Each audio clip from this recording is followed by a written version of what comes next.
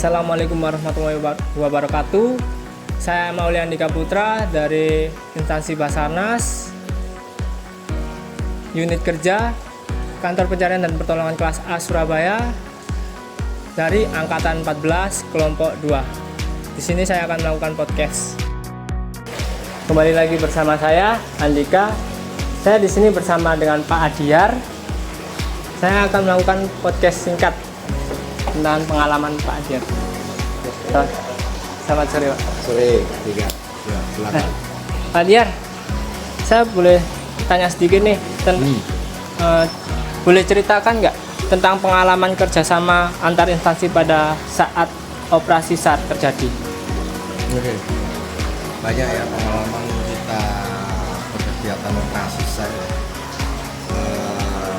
Sebagian besar operasi SAR yang saya jalani itu pasti ada berkaitan dengan instansi ataupun potensi ya, yang disebut dengan operasi SAR gabungan.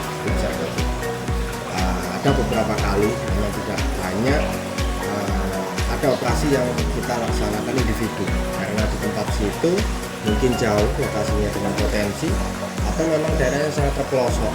Jadi untuk instansi ataupun potensi itu tidak banyak ya, hanya sedikit, bahkan ada yang tidak pernah ya. Jadi untuk pengalaman sih kita sedikit banyak kita pasti harus berkomunikasi sebaik-baiknya dengan mereka karena mereka adalah rekan kerja kita di lapangan. Tidak ada ego sektoral di situ karena mereka tuan rumah, kita instansi ya, kita yang bertamu ya, kita memastikan, kita koordinasikan bahwa operasi SAR ini adalah operasi SAR gabungan, bukan secara individu, bukan hanya Basarnas saja, tapi seluruh yang terlibat itu sebagai tim SAR ya, dimana kita koordinasi sebaiknya di situ, kita bentuk posko ya, kita bagi tugas di situ, siapa berbuat apa, yang pasti komposisinya harus sesuai. Kita menunjuk orang, potensi ataupun instansi sesuai bidangnya, kemampuannya, dia punya kompetensinya apa, ya, itu kita tempatkan yang sesuai, ya, supaya tidak ada perselisihan di situ ya antara siapa yang bisa dan ataupun siapa yang tidak bisa. Nah, dari komposisi yang kita bagi, ya, kita random di situ, kita akhirnya menemukan siapa yang harus di sini, siapa yang harus berbuat apa, tim berapa dan sebagainya. Nah, itu akan membentuk suatu tim SAR gabungan yang kuat. Ya.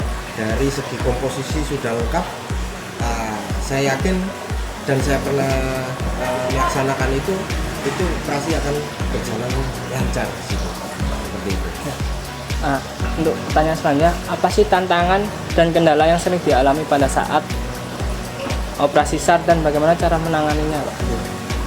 Operasi SAR ya, jadi tingkatan operasi itu kan ada beberapa tingkatan, mulai yang dari yang mudah, sedang, ataupun yang sulit ya. Dari yang skalanya kecil, skala yang sedang, ataupun skala yang besar ya. Kalau kendala setiap operasi SAR saya yakin pasti ada kendala di situ. Nah, bagaimana kita menghadapi itu, yang pasti kita harus tetap tenang ya. Dengan kondisi yang misalnya itu memang sangat kodik dan sebagainya, kita punya SOP di situ, laksanakan SOP ya. Apabila SOP yang sudah kita jalankan masih ada celah atau kekurangan di situ, kita koordinasikan dengan tim ya. Komunikasi dengan tim ya. Tim itu bukan dari internal kita saja tapi dengan eksternal ya, potensi ataupun instansi yang ada. Kemudian kita koordinasi juga dengan pimpinan yang ada di kantor ya. Karena kondisinya seperti apa, kendala-kendala seperti apa, nah, itu kita matangkan ya. Plan your job ya.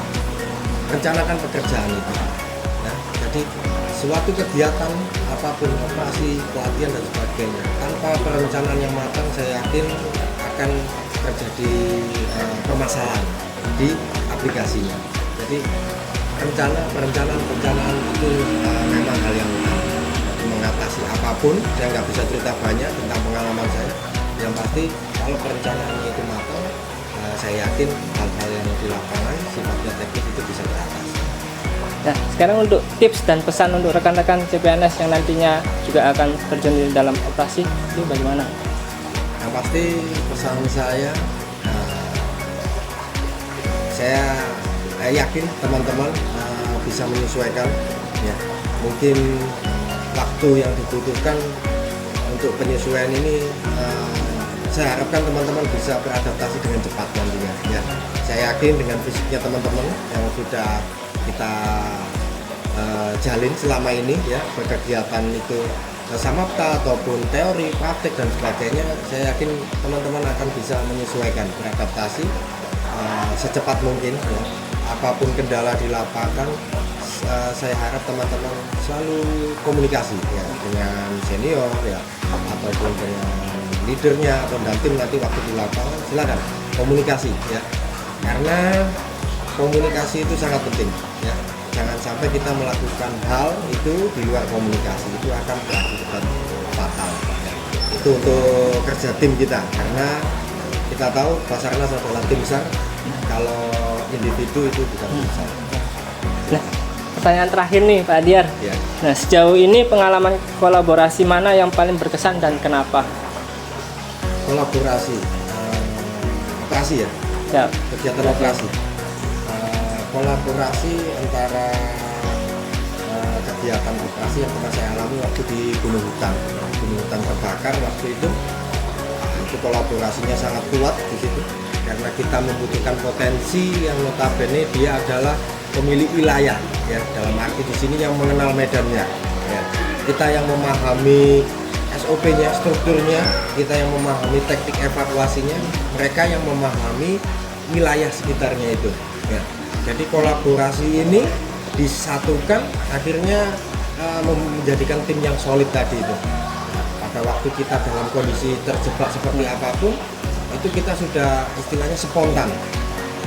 Yang tahu arah itu harus berbuat apa, yang tahu untuk penanganan korban harus berbuat apa, yang leader harus berbuat apa, itu sudah secara spontan itu berjalan. Nah, itu memang hal yang kita inginkan ya sebenarnya. Kolaborasi itu, komposisi timnya itu benar-benar pas seperti itu. Nah, jarang kita temui, karena kita tahu kita nantinya kalau operasi di lapangan kita akan bertemu dengan orang yang baru. Yang pertama, yang kedua, kita tidak kenal siapa mereka.